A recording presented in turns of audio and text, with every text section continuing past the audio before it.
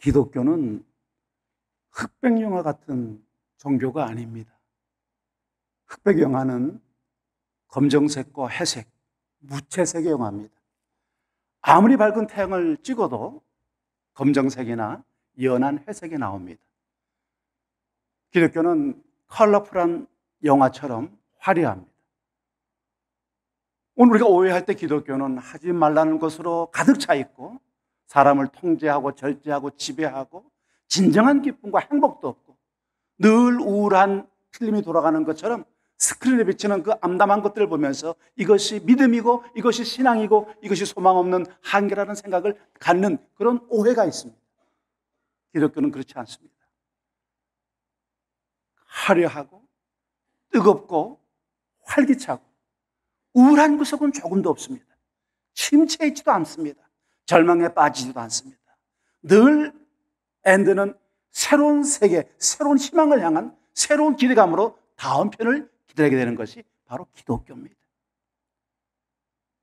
2장 3장의 지상교회는 흑백 영화였습니다. 사도 요한은 그것을 처절하게 느꼈어요. 믿음으로 살려고 몸부림치지만 로마 제국과 우상 숭배와 지역사회의 신디케이트를 통해서 우리로 하여금 신앙의 삶을 살지 못하도록 하는 수많은 압박과 유혹들 때문에 참 암담했습니다. 칭찬 듣는 교회도 있었지만 좌절 때문에 슬퍼하고 고통 때문에 괴로워하는 교회들이 5교회나 있었어요. 근데 여러분 놀랍게 이 흑백 영화를 갖고 있던 기상교회는 바로 천상교회, 컬러풀한 교회와 밀접하게 연결되어 있었다는 사실입니다. 우리가 이 땅에 살면서 흑백의 삶이 아니라 주님과 총천연색의 삶을 살 수 있는 초대를 받고 있다는 것이죠. 그래서 4장과 5장 말씀은 여기 뭐라고 연결이 되어 있는가 하면은 계시록 3장 21절에 대한 말씀을 성취하는 것처럼 보입니다. 여러분 21절 말씀 보면 이기는 그에게는 내가 내 보좌에 함께 앉게 하여 주기를 내가 이기고 아버지 보좌에 함께 앉은 것과 같이 하리라. 여러분 다시 한번 볼까요? 3장 21절 말씀 같이 읽습니다. 이기는 그에게는 내가 내 보좌에 함께 앉게 하여 주기를 내가 이기고 아버지 보좌에 함께 앉은 것과 같이 하리라. 단순한 보장이 아니라 실제적으로 이런 삶을 살 수 있다라고 말씀해 주는 거예요. 여러분 우리는 이 땅에 살면서 약간의 천국의 모습을 맛볼 수 있어야 됩니다. 이 지상 속에서 천국이 어떤지 황홀하고 은혜롭고 자비를 느끼고 용서를 받고 충만함을 입고 내 힘과 내 의지가 아니라 주님께서 내 삶을 인도하시고 나의 모든 부분들을 채워준다라고 하는 그 실제적 천국의 모습, 눈물이 없고 슬픔이 없고 고통이 없는 그 순간들을 맛볼 때 내 안에 하나님의 나라가 임했고 천국이 있다는 것을 보게 됩니다. 그래서 4장의 초점은 하나님의 주권과 위엄과 거룩이고 보좌에 앉으신 창조자 하나님이 중심이었어요. 그럼 오늘 우리가 나누는 이 5장의 초점은 우리 구원의 소망이시고 어린 양이신 그리스도, 그 그리스도의 사랑과 영광이 초점입니다. 다시 말하면 4장은 성부 하나님의 구속이 초점이에요. 근데 5장은 그 그리스도 예수의 사랑, 우리를 죄에서 구출하신, 우리를 자기 자녀로 삼아주신 그 그리스도의 사랑이 이 장의 핵심이라는 것이죠. 오늘 제가 봉독을 했지만 이거 뭐 굉장히 어려운 단어들이 많이 나오는데라고 생각할 수 있어요. 그래서 제가 아주 간단하게 4단락으로 설명을 하려고 해요. 여러분 첫째 단락은 1절부터 5절까지 말씀입니다. 우리 같이 한번 1절에서 5절 말씀을 교독하도록 하겠습니다. 내가 봄에 보좌에 앉으신 이의 오른손에 두루마리가 있으니 안팎으로 쏟고 7이도로 봉하였더라.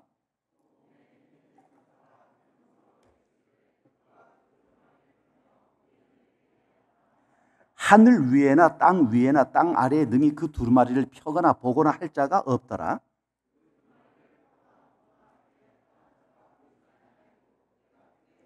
자, 5절 같이 봅니다. 장로 중에 한 사람이 내게 말하되 울지 말라. 유다 지파의 사자 다윗의 뿌리가 이겼으니 그 두루마리와 그 7인을 떼시리라 하더라. 아멘. 여러분, 여기 내가 봄에 보좌에 앉으시니, 이 보좌에 앉으신 분은 바로 사장에서 말씀했던 성부 하나님이셔요. 그분이 오른손에 두루마리를 가지고 계시는데, 이 두루마리가 내용이 안팎, 양면에 다 써 있었어요. 여러분, 이 당시에 두루마리는 한쪽 면만 쓰게 되어 있습니다. 안팎으로 다 써 있다는 것은 무엇을 의미하는가? 대단한 내용이 충만하게 담겨져 있다는 것을 의미합니다. 근데 더 중요한 것은 뭐냐? 봉해놨어요. 읽지 못하게 딱 봉해놨는데 몇 개의 인으로 봉했냐면 7인이에요. 여러분, 7은 항상 완전 숫자입니다. 사람, 피조물은 도저히 여기서 펼 수 없는 그런 두루마리, 그 비밀의 두루마리를 하나님께서 가지고 계신다는 것이죠. 근데 2절 말씀 보면은 안타깝죠? 또 봄에 힘 있는 천사가, 천사도 힘이 있고 힘이 없고 차별이 있는가 봐요. 자, 힘 있는 천사가 큰 음성으로 외치기를 누가 그 두루마리를 펴며 그 인을 떼기에 합당하자 하니라고 그랬어요. 이런 보좌에 앉으신 아버지 하나님께서 오른손에 두루마리를 두고 계시는데, 이것은 악을 심판하고 인류를 구속하고자 하는 구속의 계획을 상징하고 있는 두루마리라는 건 너무나 분명한 사실이죠. 여기 2절에 힘센 천사가 묻고 있습니다. 누가 이 책을 펴며 그 인을 떼기에 합당하냐? 누가 이걸 풀어줘야 구원을 받고 지상교회의 원망과 고통의 해결책이 여기 나올 텐데, 잃어버린 영혼들을 얻을 수 있는 방식이 여기 나오는데, 이걸 누가 열어낼 거냐? 하나님이 이 지상교회를 잔혹하게 핍박하는 이 제국과 세상 권력과 바벨론 음녀, 그리고 두 짐승, 사단의 모든 세력들을 어떻게 완전히 박살낼 것인가? 이걸 우리가 알아야 되는데, 이걸 누가 뗄 거냐라고 하는 거예요. 여러분, 사도 요한은 그 소리를 들었습니다. 그리고 뭐 합니까? 4절 말씀에 그 두루마리를 펴거나 보거나 하기에 합당한 자가 보이지 아니하기로 내가 크게 울었더니. 피조물 가운데 이 두루마리를 받아서 개봉할 수 있는 존재가 없다는 거예요. 여러분, 평생 거의 100세를 살았다는 이 100세 노련한 사도 요한이 울었어요. 통곡했죠. 크게 울었습니다. 이 두루마리가 열려야 생명을 구하는데, 열방, 온 나라, 방언, 민족들을 구원할 수 있는데 그걸 열 수가 없는 거예요. 한 생명을 얻어야 되는데, 이 빈자리에 예수를 알지 못하는 사람들을 내려다 놓아 앉혀야 되는데, 내 아버지, 내 어머니, 내 동생, 내 누이, 내 아들, 내 딸을 구원의 자리로 끌고 들어와야 되는데, 이걸 누가 열어주냐? 요한은 절망에 빠졌습니다. 요한이 온 것은 성도들의 원한을 언제 풀 수 있을 것인가? 이 지상교회에 수많은 순교와 핍박당하는 이 성도들의 원한을 어떻게 풀어줄 것인지, 어떻게 구원을 완성시킬 수 있는 것인지, 그 생각만 해도 답답한 거죠. 그래서 운 겁니다. 우리는 언제 울었습니까? 언제 울어봤습니까?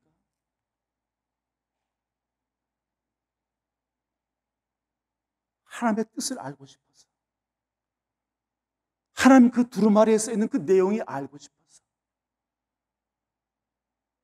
내 가족, 내 친구, 내 사랑하는 사람을 구원하고자 하는 그 구원의 안타까움 때문에, 주님, 우리 가정을 구원해 주세요. 내 형제들을 구원해 주세요. 내 친구들을 구원해 주세요. 주님과 세상과 잃어버린 영혼을 위해서 가슴 아파하면서 가슴을 치는 그 슬픔과 아픔의 눈물, 영혼을 얻고자 하는 그 눈물, 그게 언제였을까 생각을 합니다. 여러분, 이런 눈물이야말로 다이아몬드보다 더 비싼 눈물이 아니겠습니까? 나만 알고, 나만 잘 믿고, 나만 복받고, 나만 은혜 받고, 눈물이 없는 세대,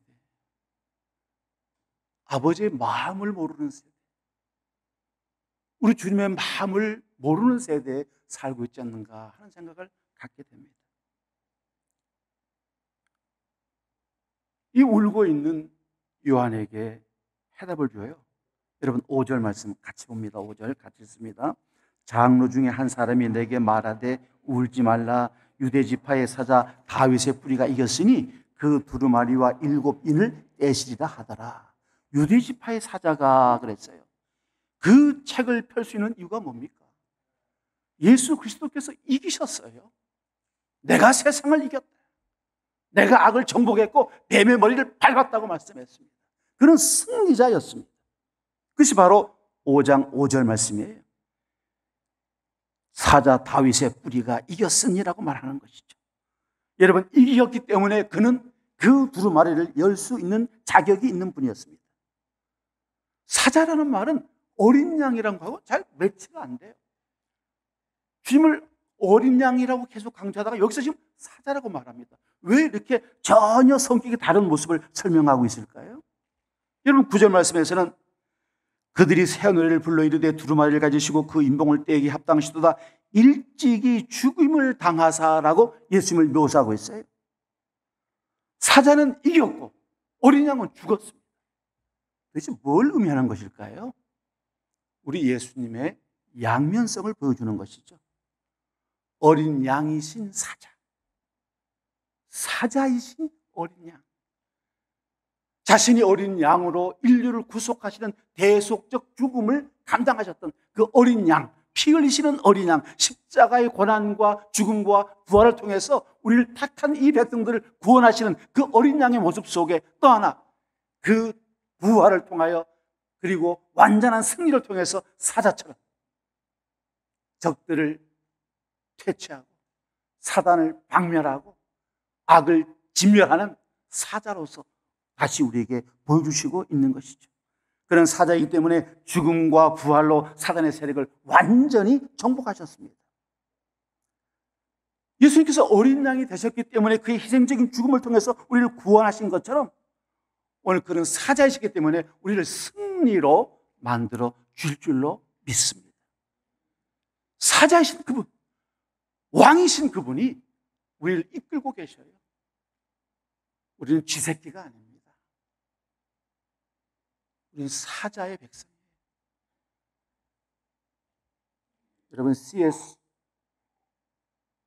루이스가 쓴 어린아이들을 위한 판타지 소설에 예수 그리스도를 사자로 비유하고 있습니다. 사자의 힘이 저와 여러분들에게 느껴지는 시간 되시기를 바라겠습니다. 핵심은 뭐예요? 예수 그리스도만이 온전한 분이시고 예수 그리스도만이 완전한 구원을 이룰 수 있고 예수 그리스도만이 구속에 대한 모든 계획을 펼 수 있는 두루마리를 뗄 수 있는 분이라는 사실을 강조하고 있습니다. 여러분, 우리의 구주는 예수 그리스도밖에 없습니다. 이 땅의 어떤 존재도 어떤 괴상한 인물들도 그 역할을 대신할 존재는 없습니다. 그래서 6절 7절 말씀을 우리에게 보여주셔요. 우리 6절 7절 말씀을 같이 읽습니다. 내가 또 보니 보호자와 내 생물과 장들 사이에 한 어린 양이 서 있는데 일찍이 죽음을 당한 것 같더라. 그에게 7뿔과 7눈이 있으니 이 눈물은 온 땅에 보내심을 받은 하나님의 7 영이었더라. 그 어린 양이 나와 보호자에 앉으신 이의 오른손에서 두루마리를 취하시냐. 누가 하나님의 구속 계획을 펼칠 수 있습니까? 세상에 그 어떤 자도 없기에 요한은 통곡했어요. 안타깝고 답답하고 정말 미칠 것 같았을 거예요. 그 지상교회의 그 어려운 것들을 실제로 목격했던 사도 요한에게는 이 천상 예배 보호자에 앉으신 그 하나님 오른쪽에 이 두루마리를 펼쳐 보이고 싶었겠죠. 그러나 5절에서 7절까지 말씀은 오직 한 분 예수 그리스도만이 이 계획을 이룰 수 있음을 우리에게 보여주시고 있어요. 예수님을 사자라고 말씀하죠. 여러분, 사자가 모든 동물의 왕으로 정복자고 통치자로서 재림과 온 세상에 대한 주권적 통치자로서 그 모습을 우리에게 보여주시고 있습니다. 또 다윗의 뿌리라고 그랬습니다. 그분의 왕권을 다시 강조하는 것이죠. 다윗의 혈통을 통한 예수 그리스도의 묘사예요. 그분은 완전한 왕이시라는 것을 우리에게 보여줍니다. 여러분, 7절 하반절 말씀에 감동입니다. 그 어린 양이 나와서 보좌에 앉으신 이의 오른손에서 두루마리를 취하시니라. 아멘. 감동의 장면이에요. 아무도 중보자가 될 수 없고 지상교회와 천상교회의 사다리 역할을 할 수 있는 존재는 없었어요. 어린 양이시고 사자이신 예수 그리스도께서 아버지 보좌의 오른손에 있는 그 두루마리를 취하십니다. 그럼 여기 6절 말씀에 7 뿔과 7 눈이라는 것은 하나님의 능력과 하나님의 지혜를 상징하는, 예수 그리스도께서는 전능하시고 전지하시다는 걸 상징적으로 보여주는 단어입니다. 그리고 여기 7 눈이라고 했어요. 이 눈은 뭘 말합니까? 우리가 지난 3장 4장에서 봤지만은 성령님을 뜻하시는 거예요. 자, 그럼 이제 세 번째 단락으로 넘어가게 됩니다. 8절부터 10절까지입니다. 우리 8절, 9절, 10절 같이 읽습니다. 8절, 9절, 10절을 같이 봅니다. 그 두루마리를 취하심에 네 생물과 24 장로들이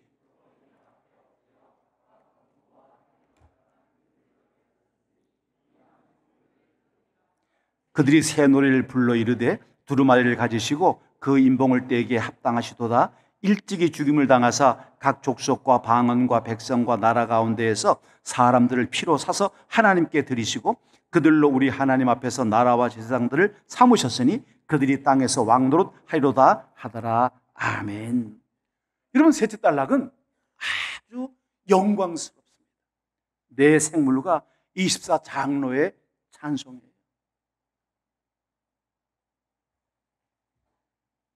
사도 요한이 천성으로 올라가서 수정바다 안에 있는 보좌에 앉으신 그 주님을 바라보면서 그 두루마리기 때문에 괴로워했고 슬퍼했고 아파했던 이 순간을 완전히 주님은 역전시켜주고 계십니다. 예수님께서 두루마리를 펼칠 수 있어요. 이제 펴기 시작하시는 겁니다. 그게 바로 6장서부터 펼칩니다.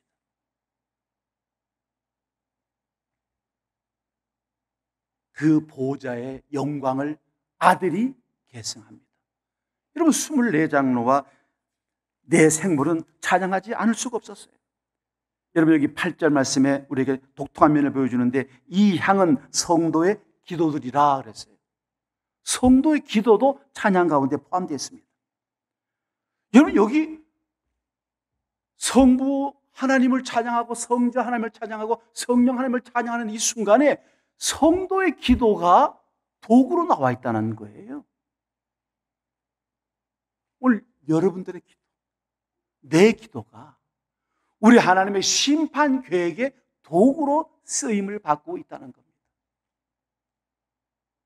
우리가 주님 앞에 간구하는 기도는 없어지는 것이 아니에요. 하나님의 보좌에 다다라서 하나님으로 하여금 우리의 탄식과 원망, 우리의 신앙을 핍박하고 고통을 주고 우리를 죽음의 자리로 끌고 가는 그 압제자들의 모든 철장 권세를 행사하는 하나님의 마음을 움직이게 하는 것이 성도의 기도예요. 우리의 간절한 열망과 소망들, 주님, 만인을 그리스도의 죄로 삼는 이 역사를 우리에게 보여주시옵소서. 17,000개 전 세계 캠퍼스에 있는 수천만 명, 수억의 젊은이들이 주님 앞으로 돌아오게 하여 주시옵소서라는 이 눈물의 간구와 탄식은 바로 주께 바쳐지는 아름다운 향이라는 것입니다. 여러분 보세요. 기도가 대접 재앙의 심판의 도구로 사용되어지고 있습니다. 성도들의 기도를 들으시고 참조해 주시고 구속사역을 집행해 나가신다는 거예요.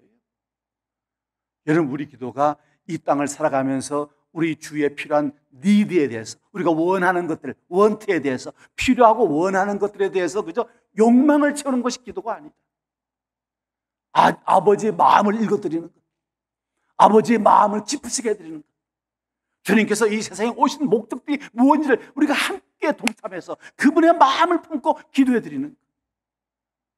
우리가 부흥의 기도를 할 때 사람을 채우는 기도가 아니라 사람을 살리는 기도라는 사실을 우리가 너무나 잘 알고 있지 않습니까? 이 빈자리를 볼 때마다 마음에 안타까움이 있고 기도가 절로 됩니다.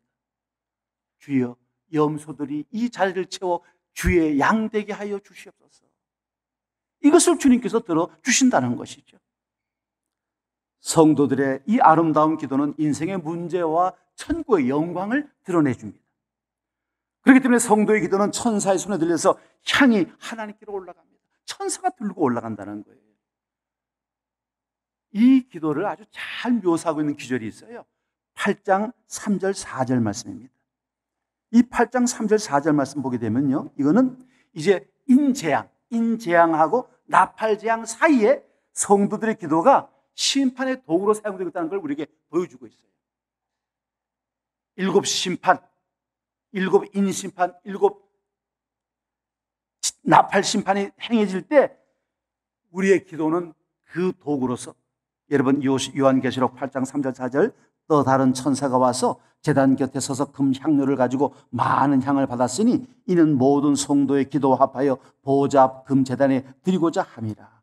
향연이 성도의 기도와 함께 천사의 손으로부터 하나님 앞으로 올라가는지라. 오늘 기도로 다시 한번 아버지의 보좌 앞에 나가고, 오늘 기도 속에서 하나님의 영광을 드러내고, 기도가 인류 구속, 세계 구속사에 크게 쓰임받는 우리 모두가 되어지기를 바라겠습니다. 그래서 이 다음 10절 말씀이 우리에게 축복이에요. 그래서 우리에게 무엇을 주셨는가? 우리에게 주시는 선물 설명이에요. 10절 같이 읽습니다. 그들로 우리 하나님 앞에서 나라와 제사장들을 삼으셨으니 그들이 땅에서 왕노릇 하리로다 하더라. 여러분, 지상교회에서 혼분하고 어떻게든지 믿음으로 살려고 몸부림을 쓰는 이 사람들에게 주님이 무슨 약속을 주느냐? 이건 완전한 보너스가 아니에요. 아주 확정적인 축복을 주시는 거죠. 이건 완전한 희망사항이 아니라 완전한 희망의 성취죠. 그의 피로 사신 사람들을 하나님 앞에서 나라와 그리고 제사장으로 그리고 왕으로 삼아서 왕노릇 하게 해 주었다는 것이죠. 이게 우리의 실제고 우리의 미래이고 우리의 변화될 모습입니다. 인생 살면서 고달파요. 참 어려운 일이 많죠. 왜 이렇게 되는 일보다 안 되는 일이 더 많을까요?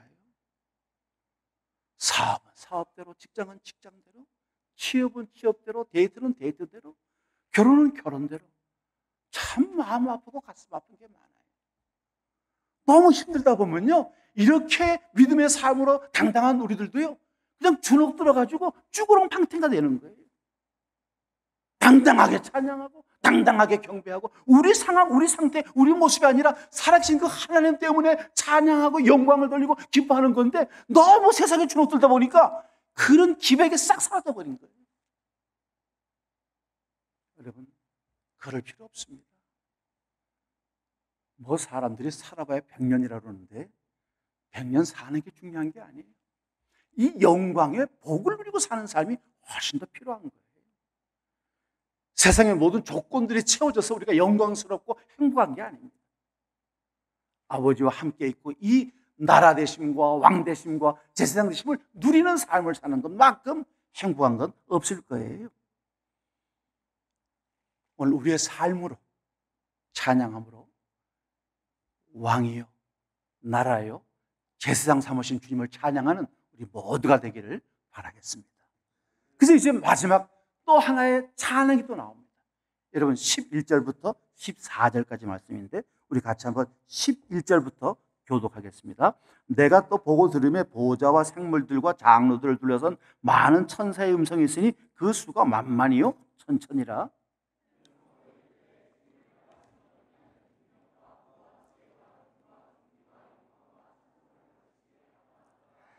내가 또 들으니 하늘 위에와 땅 위에와 땅 아래와 바다 위에와 또 그 가운데 모든 피조물이 이르되 보좌에 앉으신 이와 어린 양에게 찬송과 존귀와 영광과 권능을 세대토록 돌릴지어다 하니, 아멘. 이런 천사들과 만물들이 찬송을 하는 거예요. 이 찬양의 이 글이요, 너무 벅찬 거예요. 저 춘천 처음 와가지고요, 고등학교 때 구곡포포를 갔어요. 아, 대단하더라고요. 어떻게 이렇게 아름답지? 놀랐어요. 겨울엔 더 장관이더라고요. 그 물이 흘러내리다가 얼었는데 등산한 사람들이 거기서 그 얼음을 타고 올라가는데요. 야, 대단하더라고요. 그런데 제가 나야가라 폭포를 보지 않았습니까? 구곡 폭포를 어떻게 비교를 하겠습니까? 여러분, 저는요, 너무나 광대하고 너무나 웅장하고 너무나 커서요, 그 배를 타고 들어가는데 충동을 느끼는 거예요. 그 폭포로 뛰어들고 싶은 충동을 느꼈습니다. 제가 우리 김선교사한테 얘기를 했어요. 야, 나 지금 여기 뛰어들고 싶은 충동을 느낀다 그랬더니 실제로 그렇게 죽는 사람이 많대. 그 무지개가, 자연 무지개가 막 펼치고요, 장관 그런 장관이 없어요. 우리 찬양대도 아름답고요, 우리 청년부의 찬양도 너무 아름답고 너무 귀해요. 근데 여기 11절 12절 말씀은 천사들의 찬송이고요, 13절 14절은 모든 만물, 우주적인 찬양이에요. 이 벅찬 감동, 주님은 이런 영광을 받으시기에 합당하신 분입니다. 우리는 지금 동네 양아치를 쫓아다니는 게 아니에요. 돈 몇 푼 있는 사장님을 쫓아다니는 게 아닙니다. 우리보다 좀 나은 힘 있는 사람을 쫓아다니는 게 아니에요. 날 위해서 죽으신 우리가 아니에요. 나 위해 죽은 내 주님을 쫓아가는 거죠. 날 살리겠다고 십자가에서 죽으신 바로 그분을 쫓아가는 거예요. 이 지상생에 몇 년을 책임지시는 분이 아니라 영원한 삶, 영원 불멸의 삶을 약속하시는 바로 그분을 쫓아가는 거죠. 이 세상에서 동네 반장 한번 못 해보지만 우리를 왕 삼아주신, 제사장 삼아주신, 한 나라를 삼아주신 그분을 쫓아가요. 천천만만히 노래한다고 그랬습니다. 장로들은 구속의 노래를 부르고 천사들은 찬미를 부르고 온 우주는 하나님 앞에 영광의 노래를 부르고 있는 것이죠.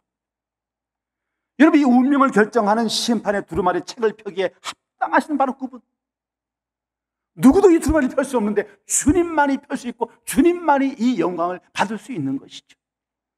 죽임을 당하신 어린 양이신 그리스도께서 하늘의 궁전에서 지금 경배를 받으시고 계십니다. 여러분, 저는 이 11절부터 14절까지를요, 막 벅찬 감동이 올라오는데 표현할 재주가 없더라고요. 정말 책을 제가 한 15권 정도 찾아봤어요. 근데 이걸 표현할 수가 없더라고요. 근데 제가 20년 전에 가지고 있던 누런 책이 하나 있더라고요. 논문 같은 게. 봤더니 이번 우리 선교사 세미나 오셨던 권성수 교수님의 요한계시록 강해집이 있더라고요. 그걸 저를 찾아봤어요. 야, 이거 정말 그 수많은 책들 가운데 이것만큼 잘 표현된 책이 없구나. 이거 내가 표절해야 되겠다. 그래서 표절로 써왔어요. 제가 읽어드릴게요. 5장의 찬양을 주님이 합당하다라는 것은 경배송이고, 죽임을 당한 어린 양이라는 말은 복음송이고, 하나님을 섬기는 나라와 제사장을 말하는 것은 헌신송이고, 저희가 땅에서 왕노릇하여다라는 것은 통치송이다. 너무나 명쾌하고 너무나 분명한 설명이에요. 천사와 장로들과 온 우주가 부르는 이 찬양이 무슨 하나님을 마음껏 경배하는 노래고, 온 세상에 복음을 전하는 복음송이고, 오늘 우리 자신을 주님께 드리겠다고 하는 헌신의 노래고, 이 온 우주가 사탄 마귀가 아무리 발버둥치고 활개 쳐도 결국은 우리 주께서 주인 되신다라고는 통치의 노래라는 사실입니다. 믿습니까? 이 노래를 함께 부르는 우리 모두가 되기를 바라겠어요. 여러분, 최초로 등장하는 이 천상의 예배가 마쳐지고 있습니다. 5장이 끝나고 있어요. 6장은 이제 심판이 시작됩니다. 우리에게 주는 메시지가 뭡니까? 13절처럼 어린 양에게 찬송과 존귀와 영광과 능력을 세세토록 돌리는 거예요. 주님 앞에 영광을 돌리는 삶을 살자는 것이죠. 복음의 핵심 메시지가 뭡니까? 예수님이 일찍이 죽음을 당하시고 그 죽음을 통해서 택하신 성도들을 구원하시는 것이 핵심입니다.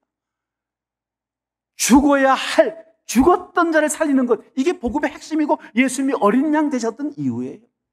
무슨 얘기입니까? 복음을 선포하는 선교가 바로 찬양이라는 것이죠.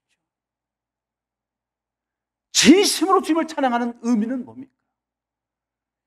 이 죽음의 구렁텅이에 빠지는 사람들에게 어린 양 대신 예수가 누구인지를 소개하고 그곳으로 이끌어내는 것이야말로 가장 위대한 찬양이 될 수 있다는 것이에요. 이 한제 채플이 존재하는 이유가 바로 그겁니다. 한 명의 젊은이도 구원 얻고자 함이라는 거예요. 예수님의 십자가의 죽음으로 말미암아 사망을 이기시고 부활의 영광을 우리에게 주셨습니다. 선교의 목적은 열방, 각 나라, 각 족속, 각 방언의 사람들을 불러내는 것이죠. 각 족속과 방언과 백성과 나라가 예수님의 죽으심으로 신앙 고백을 통하여 구원받게 하는 것, 거룩한 나라 되게 하는 것, 이것이 바로 이 5장의 메시지의 핵심입니다. 하나님의 영광된 보좌 앞에 온전히 경배하면서 영광의 노래를 부르는 선교의 공동체가 되는 아름다운 한제가 되기를 주님의 이름으로 바라겠습니다. 여러분, 어린 양 되신 예수,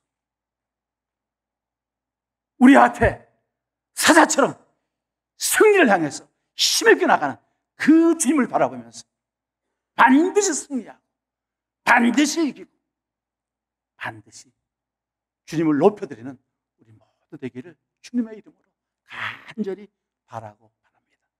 기도하십시다.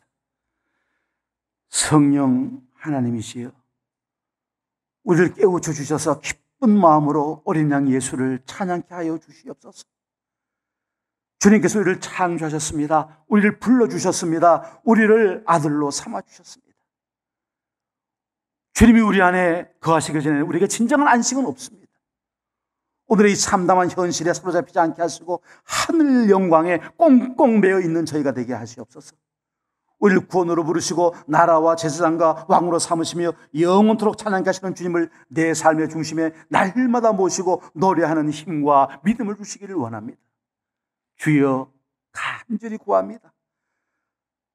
하늘 영광 바라보며 하늘 노래 부르며 사는 저희가 되게 하시고 저희 공동체가 되게 하여 주시옵소서.